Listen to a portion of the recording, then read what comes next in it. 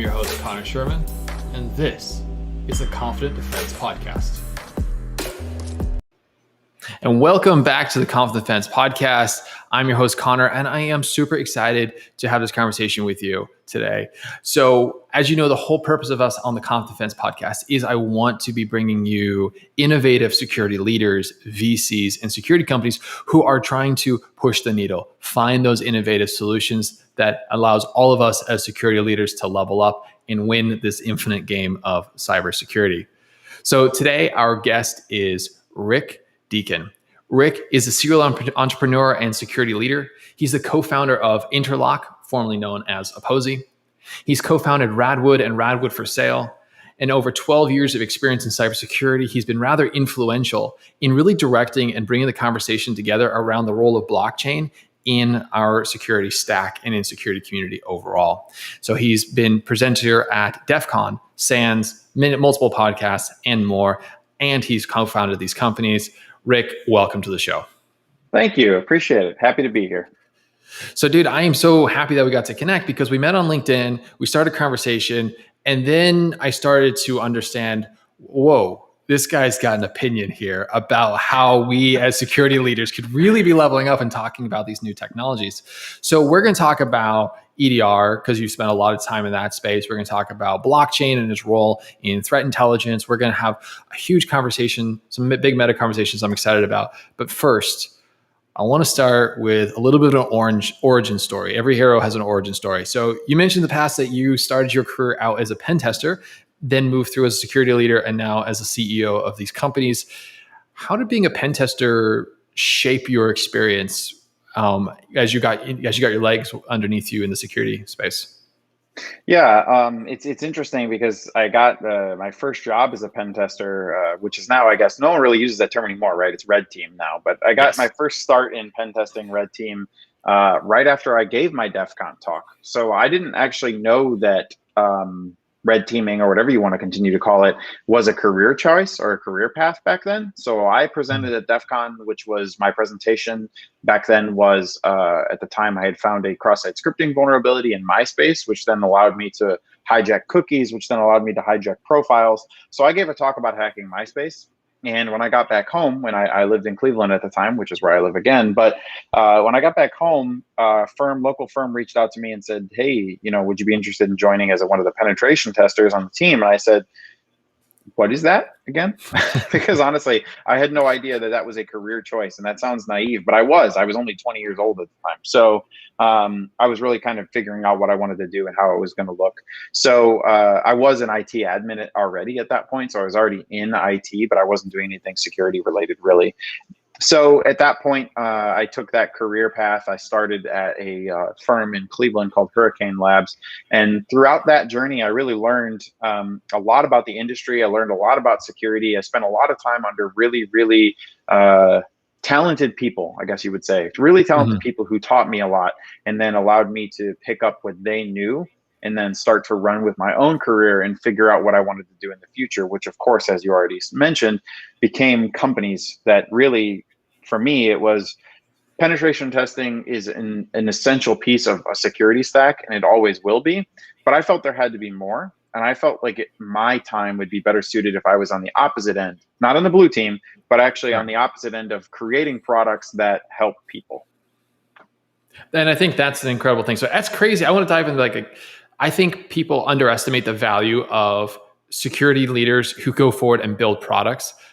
I think about this today, there's this weird energy between security leaders and their vendors. Oh, I hate these vendors. I hate these sales folks. I'm like, if it wasn't for security vendors, these products, we wouldn't be able to execute to the level of what we're able to, right? So we're finding good security partners, security executives who built these products, that's how we innovate at scale, right? That's our Archimedes lever for a lot of our problems. So I'm really glad to see that you hopped the fence and went to the other side of actually building the tools to help the rest of us solve our problems at scale. It was a strange transition too, because I went from, in the trenches work to sitting in my inbox all day. And that's just the truth. Of course, I have real security work to do, but more than anything, I'm just talking to people all the time. And that's kind of how it goes as a founder. You do strategy and you do deal with customers and you do product vision and you do product itself. But most of my time is spent now communicating, versus in the past, most of my time was spent sitting down in front of a Linux box and just hacking stuff. So it was an interesting transition, but I do appreciate your sentiment there. Now, it's cool that you got to work with Hurricane Labs. I didn't know that. I'm actually a huge fan of Hurricane Labs.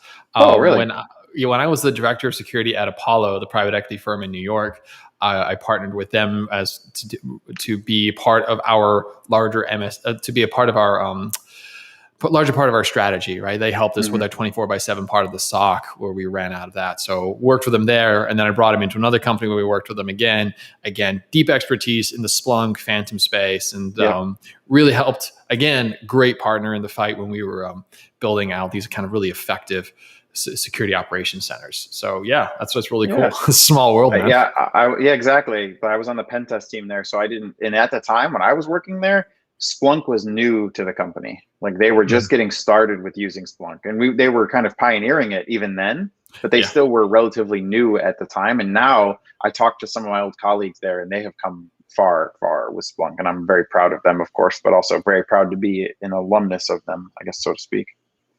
Yeah. It's my mom's Irish, and she always has like a little phrase for everything, and she says cream rises to the top no matter how big the pot. So it's the idea that, like, the very best of our industry will tend to hang around, and they tend to produce some of the best industry, and they're a great firm. But so, mate, I'm really glad to see you hopped the fence. You moved from being a pen tester or a red teamer and breaking things to now building the tools to help us defend things. One of those is you spent many years in the EDR space, rethinking through EDR. So I want to get your take on EDR, the state of EDR today. We've mentioned a few things like what's missing in our EDR story. And as security leaders, we may not have the level of coverage or visibility through the attack lifecycle that we think we might when we bring in these big brand name EDR solutions. Yeah, absolutely. And I will preface just a little tiny bit with a little more context around my experience with it. So the product I started building in 2017. So I founded Apozy in 2013, but our very first product was actually focused on workforce risk analytics, which was essentially glorified gamification with risk analytics that would allow you to essentially give security awareness simulations to a group of people, assess their level of knowledge, and then deliver better security awareness to those folks based on what they did well and did not do well. Long story short, we sold that product to a handful of customers, but we didn't want to be content creators forever. And that's really what we were creating, content in the simulations. And I bring this up because it leads into the EDR, I promise. In 2017, we did Y Combinator. And Y Combinator is an accelerator out of Silicon Valley, if people aren't familiar. And during that, we pivoted to what was about to become Interlock. Interlock essentially is our product that sort of filled that gap. So that's where I wanted to talk about it. In 2017, we sort of pivoted to this, where we started protecting the browser. And what we discovered in protecting the browser and protecting the endpoint in general is that when you're talking about EDR solutions, whether they be the big players, the smaller players, and there are some new ones popping up too that have different technologies and different aspects that improve their abilities. But realistically, the sort of issue, I guess you could say, with an EDR is that it's semi-limited to what it can do when it's installed as an agent on the endpoint itself. Yes. If you have an endpoint agent, it's not able to access memory or access storage inside of the browser, whether it be Chrome or Firefox or Edge or Safari. There's an inherent sandbox that's built into the browsers that prevents the OS from speaking to those areas in memory and in code, and vice versa as well. So realistically, in order for an EDR to be a complete solution where you're also protecting against what's going on inside of the browser, you need to have an integration into the browser. And a lot of EDRs today don't actually have good integrations or any integrations into the browser themselves. So what I think is kind of going on here, and what I did to try to solve this problem, was build what we call the Browser Endpoint Detection and Response Platform. It's a big, long name, acronym, BEDR. But the whole goal of it is to protect against anything that's going on inside of the browser. And that's what I think people need to be focusing on too. We need to be focusing on the attacks that happen there, because that's where the work happens. Everything's a cloud application. Everyone is sitting inside of their browser. Everyone is doing everything they do at home or in the office in their browser in and of itself. So when you're talking about visiting phishing sites, visiting malicious downloads, you have a browser extensions that could be malicious, whether from the perspective of delivering malicious code, or the one that goes hidden most of the time. And I'm going to actually dive into it right now. The browser extensions are their own special type of bad, especially in an enterprise. And the reason is because if you dive into, I'm sure you have at least a few installed right now. I would imagine you probably do. Yep, and if you don't, absolutely. great. Yep. But if you do, you probably know and you trust them. But if, say, there's a new one that pops up, or a new type of, if you're familiar with Honey, they were adding coupons to the browser, so you could just click their browser extension, it would dump in coupons. Let's say a new one of those pops up, and it's reading your screen. It has access to what's going on the screen. It has context inside the browser, and you've enabled that context when you install it, and you accept those terms. But you're not sure exactly what's going on with that data. You visit the extensions page, and you notice that they don't have a privacy policy. You run it through CRX Excavator, which is a tool built by Duo Security to analyze browser extensions and see their security level and their level of threat. And you notice that it has access to things more than you actually thought. So the key here is that it's reading your browser data. It's potentially storing the browser data. Without a privacy policy, you don't know where the browser data is being stored. So even an innocuous browser extension that could be doing something that is non-malicious, has no malicious code and no malicious actor in it, still does not fit the risk tolerance of an enterprise, because they need to be able to monitor all of their data and everywhere it goes. So if a person's browsing with a browser extension that has access to the screen or to their typing or whatever it may be, the session, that stuff could be stored on a cloud AWS server just sitting out somewhere on the web, and you have no way of verifying that from the extension itself, even though the extension seems safe, has 1,000 5-star reviews, has 1 million users. That doesn't mean it's ready for enterprise deployment, because you don't know where that data is being stored, and all of that corporate data that's on the screen could be being sent to an AWS in an S3 bucket that's open, and you just don't know it yet. So kind of got a little off the rails, but it's an interesting thing. And a lot of people think of malicious extensions as extensions that have malware embedded in them, which happens. But this is actually a much larger problem. You don't know where your data is going. You don't know how safe it is, because the policies and what you know about the extension isn't delivered clearly. So long story short, when you're talking about BEDR, you want to protect against the attacks that happen inside the browser, whether they be phishing or in a browser extension you don't trust.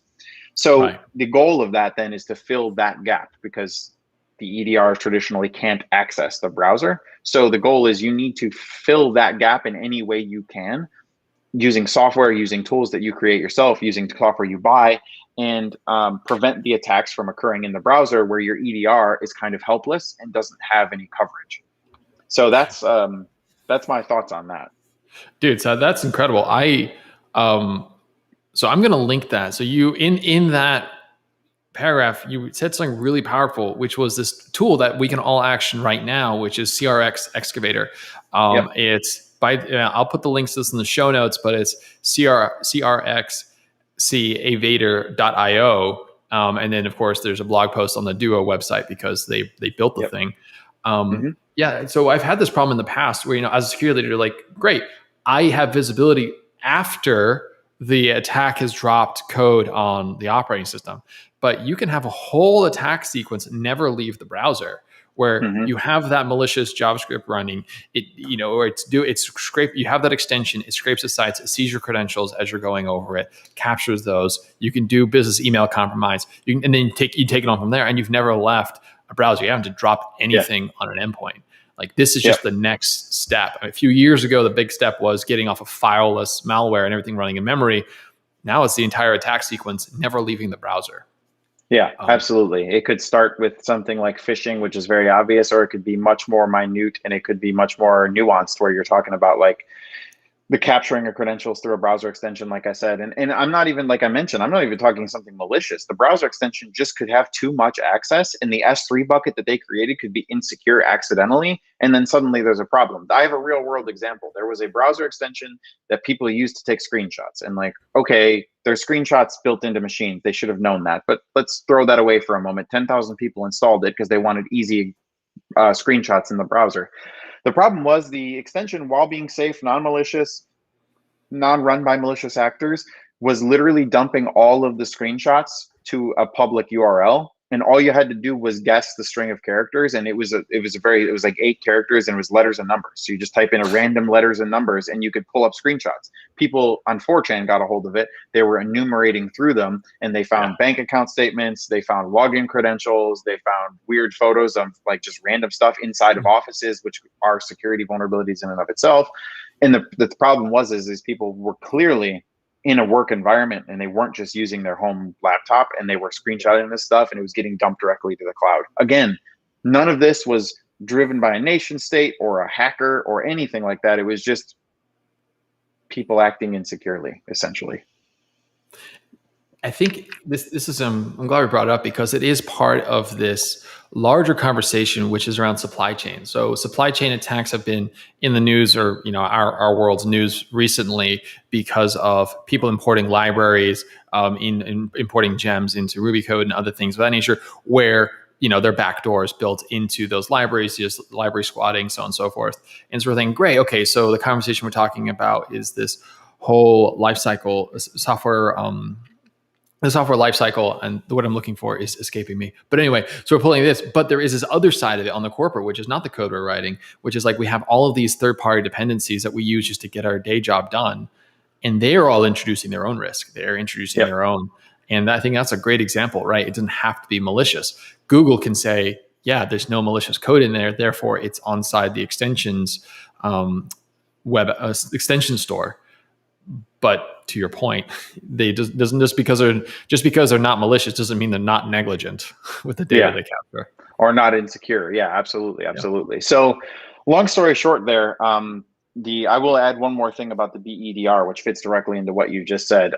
The other aspect that we saw lacking in the browser in and of itself, and something that I will continue to say is something that people need to collect, is the data side of things. So in the past, people have gone about doing proxies where they do SSL decryption, right? Every major player offers an SSL decryption proxy. However, things are moving further and further away from that, either culturally, technologically speaking, or even over DNS. So culturally speaking, I know, working with some of my clients in the past, forward-thinking companies that are startups in San Francisco, or just forward-thinking in general, they're like, no, we're not going to break a security protocol to collect data.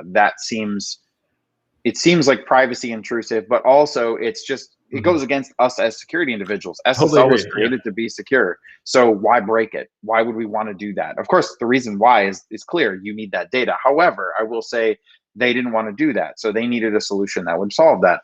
And then you go further down that path and you say, well, Google's doing certificate pinning on some of their applications, which means they cannot be decrypted. There's no way to do SSL decryption on those applications, and therefore you now have large gaps in what you're able to analyze. And then lastly, the advent of DNS over HTTPS, or DNS over SSL, is going to encrypt DNS. So even DNS-based solutions for web filtering, web security, are then going to begin to fail once that starts to get implemented. So long story short, the last piece of the puzzle for BEDR and EDR is collecting data from the browser itself. You need to have that data. And the cool thing is about being inside the browser, quote unquote, collecting from inside the browser, is you have access to everything fully unencrypted. You can see full URLs. You can see full downloads. You can see uploads. So that's a critical piece, and it's overlooked because people have solutions that they think are going to continue to work. And one day you might wake up and your Palo Alto Networks device, not at the fault of Palo Alto, will no longer work to decrypt SSL because the internet's changed overnight, DNS over HTTPS or SSL decryption. Yeah, TLS 3.0, when that starts getting adopted, that's exactly going to bring this in, right? Where you can't, like, the entire handshake is encrypted going forward, and that before that DNS request, the best you get is the SNI field, I think it is in there. And so you can see the host name potentially go across the wire. That's it. Like that's the only bit. And so maybe you've got Intel that says the entire domain here is bad, but the minute something's behind a CDN, it's like we're blind again. Yeah, it all falls apart. So that is a good point. I mean, and we also think about it, where it's like, well, as security professionals, as security leaders, we've used this model before. If it's an asset we control and we put our security technology in a privileged state there to monitor it. So we've done that on the endpoint with agents running in the operating system. We give it a privileged state to see what everything else is running. This is just the next evolution. It's like the browser's become its own microcosm, its own operating system And so Yeah, now I we just used need to to have say a that as a control pitch, there. actually. Yeah, Yep, there you absolutely, go. absolutely. So pretty fantastic. I mean, I'm really glad we got to dive into this because I think this is pressing. I think a lot of security leaders is like, there's so many other things to talk about. It's not something we talk about in the community enough about. It is a complete blind spot, and this really important blind spot. You're not going to see it on any of the frameworks or any of the control matrices out there. They're still at the operating system level. They haven't gotten to recognizing the browser level. They're working on it though, especially when you go to the analyst side of things. It's not in the frameworks like you mentioned, but the analysts have picked up on this and they're trying to come up with solutions, and more so state solutions they believe will work, like remote browser isolation, which has its caveats, but is a good solution for some companies. And that helps to solve some of that problem. Still doesn't have the data collection side, still doesn't really protect against attacks inside the browser, but it does isolate the browser from the actual operating system and the web entirely. So it has this air gap that prevents any problems. And that's a good solution in, like I said, in some cases. So they're thinking about it, they're working towards it, but there needs to be more, which is why honestly we started developing the BEDR, because we were like, this is clear, it's not hard. Technology wise, it took us a while, and we needed to build a good detection methodology, but it wasn't something that was like mind blowing. It just had to be done correctly. So that's kind of what we worked on and why we feel it's important. Yeah, I like where the browser isolations are going, but as a guy at the end of the day who's still a blue teamer at heart, like I want that telemetry, like I want that data in my SIM that I can analyze and I can do my searches against. Yeah, and the end users don't want to have to bypass it. That's the problem. Is like, if you're not familiar, like it breaks streaming websites sometimes. So then they write exceptions for streaming websites, and the longer, first off, writing exceptions takes time, and then secondly, the bigger exception list you have, the more you're skipping, the less you're protecting against. So they have their caveats, and I'm not talking disparagingly in any way, but it doesn't work for everyone is my point. I think it does highlight, like, if you have a solution that baked into the success of the solution is writing and exceptions, you should you should go back to the first principles you're trying to solve for here, because there's something fundamentally wrong, and it goes, just tie that back into the SSL decryption. I, for the longest time, have had a kind of, not a philosophical issue with SSL encryption, but again, that idea that like, we're solving this problem the wrong way. If we feel that we have to break our security technologies with our security tools to inspect the data, it's like, there's something fundamentally wrong here. Agree and that's completely. we're looking at the wrong level. Agree completely. So as you went through this university, so you built out Apozy was Apozy the product that you built out for the BEDR? The company was Apozy, the product was Interlock. Interlock, okay. So you went through and you built this thing and you got brought to market, but you've shifted gears and kind of focusing a new team on the data threat exchange. Now this I'm excited. So tell us a bit more about that. How did you go from one to the other? What brought up this need to rededicate or repivot your time and attention? Yeah, I hope everyone grabs some popcorn and a coffee for this part, because it's going to take a little longer to talk about. But so I mean, we shifted Interlock to Interlock, and you can tell there's a name correlation there, and that is intentional.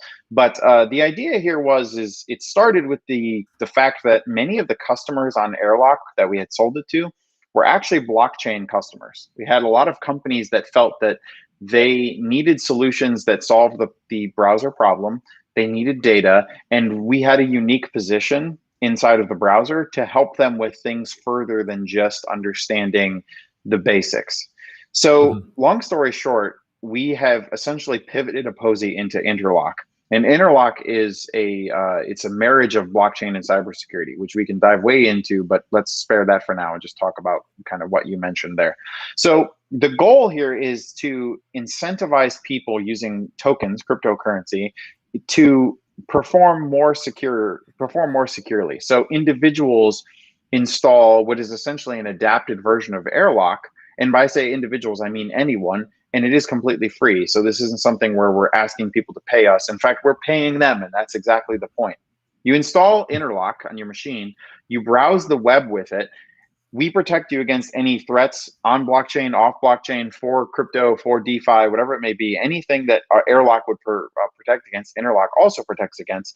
Except the difference is that when you visit these, You share the threat intelligence back with us and potentially other data, which you get to choose. It's completely transparent and it's all up to you about what you want to opt into. But the more you share, the more you earn.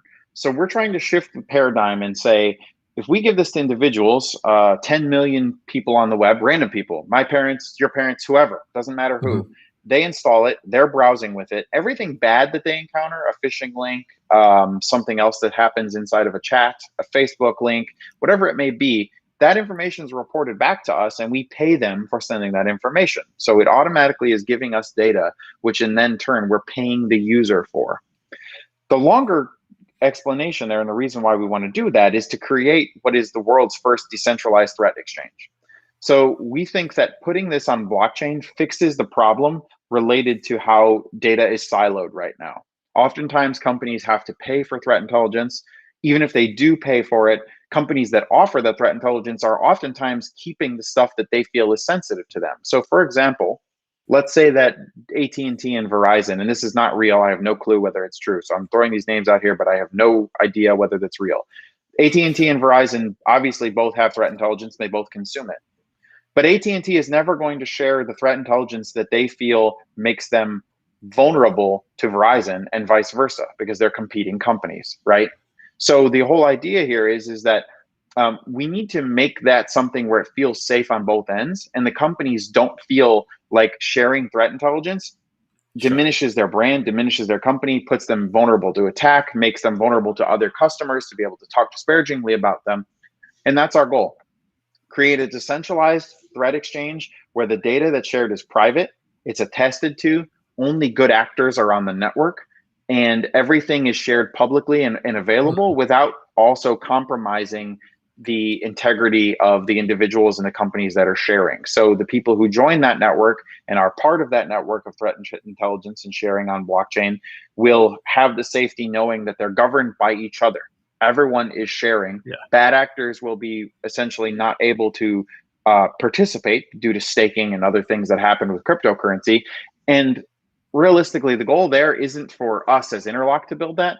We just want to enable that idea. We want to start collecting the data. We want to start setting up the framework. But what I need for the future, and this is an interesting thing to say on the podcast here, but it's true, we need everyone to participate in this as the time goes on. When we're ready to build the decentralized threat exchange, we need every security professional across every industry, large and small, to come forward and say, this is what we need, this is what we can do, here's how we want it to look. Because fundamentally, and this is getting way into the deep heart of cybersecurity, but I think fundamentally, the only way to fix security going forward is to share data openly across all platforms, across all companies. And that will be what saves us from all of the new attacks, all of the things that come online, all of the bad actors. And of course, it's still never going to be perfect. But the idea is that we know for a fact the data is siloed. The data is hard to get. Threat intelligence is hard to get, and it costs money. So my goal is to change that paradigm and shift that so everyone can share on a decentralized platform. And there's whole white papers written about this already that I did not write, but they do a really good job of explaining it. The part that they don't solve is how to get people on the platform, which is my goal. Which is an incredibly high. So first of all, thank you for picking up that mantle, because I fundamentally believe that we need to, as a security community, stop worrying about like what company A is doing against company B. Like, we're all on this side of the wire, therefore we're all on the same team. And so, but there hasn't been a mechanism to facilitate that really. Like, I think the closest thing we got to was like the sticks and taxis protocol, which are just kind of going out of vogue, but like that was the best we got with some basic tooling. And then it was super, as you mentioned, there were all these other anti-patterns, these anti-incentives to sharing data. And you had to be very selective on what you shared, why you shared it. And it led to all these other downstream effects. So we need a way that allows every defender to kind of lift up and support their neighbors next to them and help them defend against adversarial attacks. So thank you for that. Yeah, and I will mention too that in the Web 2 world, which of course is the web that exists now, Web 3 being blockchain focused, Web 2 world, Facebook tried. They tried to do a threat exchange where everyone would join. They'd get everyone to join it, share the data. The problem is that that's governed by Facebook. That's the issue. If it's governed by Facebook, nobody really wants to share because it still feels icky. And granted, they're very transparent about who's controlling it and who participates and who actually runs it, which is not quote unquote Facebook, but it still felt not quite like the solution that we needed. The difference between that and blockchain is that when you have something that's on blockchain that's created as a network and governed by essentially everyone who participates on the network, there's no owner. Everyone participates, everyone contributes, everyone controls in a consensus manner, of course. So yeah, I just wanted to mention that, this has been tried in Web 2 and it's been tried by companies, but until you decentralize it entirely and say, it's not me, it's not Google, it's not Facebook, it's everyone, no one's really going to trust it. And that's my opinion, of course. I will mention everything I just said is an opinion. However, I feel pretty strongly about it. So. And I think there's a lot of I think we can just look at our recent history to prove it. Right?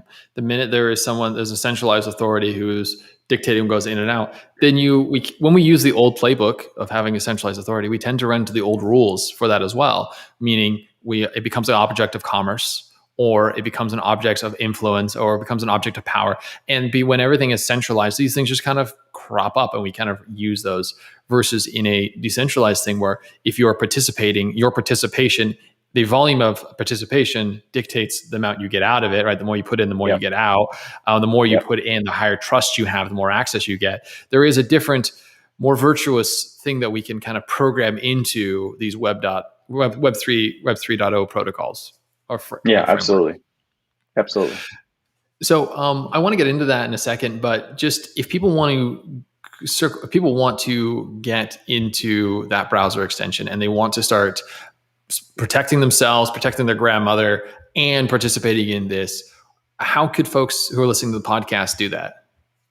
Yeah, so we're in the process of getting everything set up from the framework perspective, documentation perspective, as well as even the domain itself. A lot of this is a work in progress, and we're not ready to launch until we're ready to launch, basically. But in the meantime, we do have prototype and beta versions of the extension that can be used. So if you go to my Twitter, twitter.com/RickDeaconX is my Twitter handle. You can actually talk to me there and also find links, especially as I continue to update them, because I know the podcast will live on. So I want people to be able to find the most up-to-date stuff. Continue to follow me on RickDeaconX on Twitter, and you'll be able to see where that is. And if it's not listed there and you're like, hey, where's the URL? You can always DM me and I will give you what is essentially a GitHub page of a lot of content and information around Interlock itself, where you can find everything you'll need to know about that. And obviously, like I mentioned, it's free. And I've already explained to you pretty clearly, hopefully, that we are collecting certain threat intelligence, and that's what benefits us. And by doing that for you, you're earning cryptocurrency and tokens. So yeah, absolutely. I love it. They're incentivizing people to be safer. What's not to love? Well, cool. So we've talked about it. We've alluded to it a little bit with Web 3.0. Obviously, you're deep into the blockchain space. So let's go there. Let's talk about Web 3.0. Okay. So if I may, I want to give a definition here, and I want to see if you agree with the definition that I came across on the interwebs here. So sure. So it was Web 3.0 is built largely on 3 new layers of technology innovation: edge computing, decentralized data networks, and artificial intelligence. Those, and I think, read between lines, decentralized data networks, blockchain.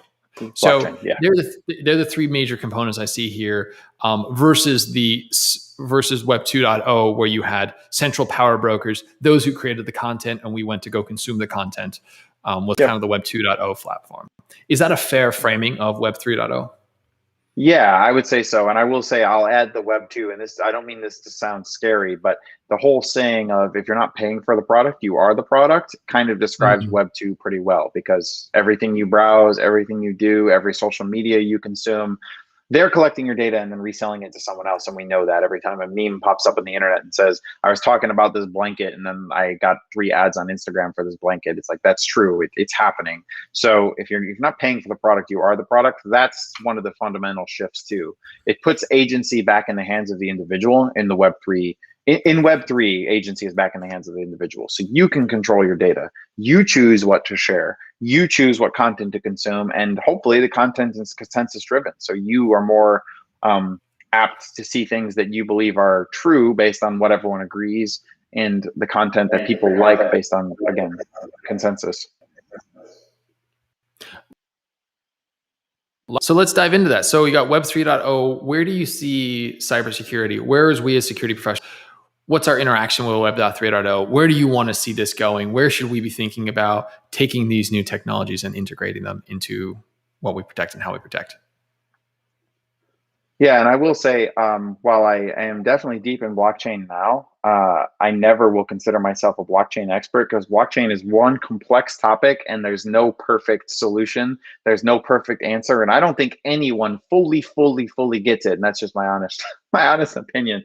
But so what's pivotal about this is in my opinion, is actually the cultural shift as well as the technology shift. So in my opinion, most things happen on these pivot points where something big happens. And in this case, cybersecurity is going to change because the web is going to change. Web is going to go from Web 2 to Web 3. It's not going to happen overnight. It's not going to happen where one day we flip the switch and now everything is blockchain, everything's decentralized, everything's AI.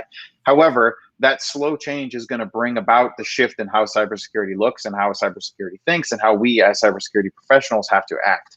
So for me, it's essentially marrying the things we know about Web 2 security and trying to adapt them for Web 3 while also being innovative in other ways. Like, for example, one of the big security problems right now is something Web 2 hasn't solved at all because it's not an issue, is smart contract security. There are smart contract auditors. There are smart contract firms that go out and try to create the most secure smart contracts, but they've failed, essentially. I don't have a better way to put this. The Ethereum smart contract has been hacked multiple times. There's been multiple projects that have their smart contracts hacked very frequently. And as such, we need to start thinking about what security looks like for those scenarios. So who is going to be writing smart contracts? How is security going to be improved when you do that? How are blockchain applications going to utilize data? How are we going to do things where we couldn't prior? We talked about how data is important from the browsing perspective, but it's also important from the network. It's important from user perspective. It's important to know what operating system and data that they're running there. The kind of paradigm about Web3 though, is that the whole idea is to not share any of that. So security folks, and this actually happened for real. I talked at a local ISACA event it was all virtual, COVID and all that jazz. But I talked at a local ISACA event, and there was a couple dudes on there who I won't say won't be ageist at all, but they were a little old school in their security thinking, let's put it that way. And they immediately jumped on my throat and were like, blockchain is security. We won't know the data. We won't have any way to manage. We won't have any way to view. We won't have any way to see anything if people are on blockchain. We can't move things to blockchain. That was their thing. They basically just said blockchain won't work because of those reasons. And I was like, it sounds very much like we need to break TLS inspection or SL inspection so we can see the stream, so we can inspect the thing to put it back together. Kind of, well, yeah, a legacy approach. Yeah, absolutely. It also, to me, sounds the same. It's the same argument I heard back in the day when everyone was like, Outlook on the web. No, we run an enterprise Outlook server sitting in our data center. That's how we do email. We don't use web Outlook. I don't know what you're talking about. I don't know what Office 365 is. I don't want to know. It's the same concept, in my opinion. It's actually not related to the technology or even what they know about the technology. It's actually just the fear of change. My personal opinion, that goes a little bit beyond the level of security. And there's nothing wrong with that, by the way. We need people like that to put people in check. We can't just run with the new advancements in technology, or we will let the rope go and everything will fall apart. So those people are very important, and their foot in the sand is important. And can't stress that enough. However, blockchain does work, and we know people are using it. Cryptocurrency exchanges have hundreds of millions of users at this point. So we know it's not just something where it's a fad. However, how we think about it with security, how we move security to it, how we adapt security is all very important. And we do need to consider what that looks like, even though it's scary that we might not have that data. Right. But we will innovate. We will find different mechanisms for protecting it. And maybe we don't need to see the data. Maybe we just need to be focusing on the infrastructure that moves the data. And like that will spend our time and attention there. Yep. Yeah. I mean, I'll mention too, there's a company called, I'm unaffiliated, so I'm not promoting them, Chainalysis. They're a $4.5 billion company, and all Chainalysis does is pull transaction records and I'm not trying to simplify it. They do a ton, but all they do is pull publicly available blockchain records, analyze that data, and then give it back to governments and to big corporations that need to see how transactions worked and who transacted money and how it went where and what risk level there is related to it. And they're a really big company, and their whole thing is trying to make sense of the publicly available data on the blockchain. So yeah, there's going to be a real need for that. Actually, so it wasn't chain analysis. There's another tool I used a while back, which allowed you to do, it was kind of a threat intel. It was more like, it was a threat intelligence tool that did reputation associated with the wallets, which was really helpful. So we saw some things come through, and then just doing some forensics, we're like, oh, look, they want you to send money to this particular wallet. You go, which is public, like people's public. Yep. You go figure that out. As a community, we all said, hey, we're seeing a bunch of ransomware events going here. And then from there was this like, you could walk backwards into all the attacks that have been associated with that wallet. And it was a really helpful tool to have that level of analysis of saying, the transactions that are ending up in this wallet are coming from ransomware campaigns. We're pretty sure this is malicious, and then working it back to where it came from. So that ability to do analysis on publicly available data is got great application across the place. Yeah. And it shows that we don't need to be breaking SSL, collecting every piece of intelligence from a person, collecting private information to determine what's going on. I'm not saying that what you just described or chain analysis solves the problem entirely, but it is a method of saying like, hey, we can do a lot with what we're given here, you know? Completely agree. So, I mean, we've covered quite a few things today, right? So I'm really excited about our conversation today about just going through like where the missing pieces are with the EDR and how people can fix that with browser extensions, the data threat exchange, which I'm particularly excited about as someone who is a big fan of applied threat intelligence and seeing where that's going to go. So if people want to reach out to you and they want to continue the conversation, where is the best place for everybody to connect with you? I would say Twitter again, Rick Deacon X on Twitter. That's the best place for everyone to come talk to me. Follow the links for Interlock. If you're interested in cars, happy to go talk about that too. And especially on Twitter, RADwood, RAD for sale. That's all 80s and 90s automotive stuff. So completely unrelated to security. And that's how I stay sane. So, but that actually, it was funny because that was a hobby that turned into a company, and it's like, oh, okay. So I guess I just do everything for work now and have no fun. But yeah. Or your fun is so successful that your fun becomes a company. Maybe that's it. You're succeeding at fun.